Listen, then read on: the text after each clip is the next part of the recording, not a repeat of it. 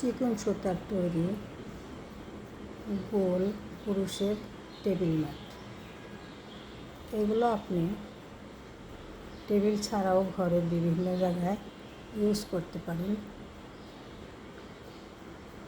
এটা যে কোনো জায়গায় রেখে তার উপর একটা ছোটো ফ্লাওয়ার গ্লাস অথবা একটা ছোটো শোপিস রেখে দিতে পারেন।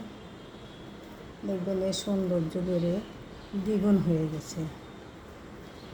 এটা আমার ঘরে ড্রয়িং রুমের সেন্টার টেবিল করে ইউজ করেছি। আপনি চাইলে আপনার ঘরের যে কোনো আসবাবপত্রের উপরে এই লাল ছোটো পুরুষের গোল টেবিল ম্যাটটি ব্যবহার করতে পারেন। তাতে আপনার ঘরের সৌন্দর্য বাড়বে বই কমবে না। আমার তো তাই মনে হচ্ছে।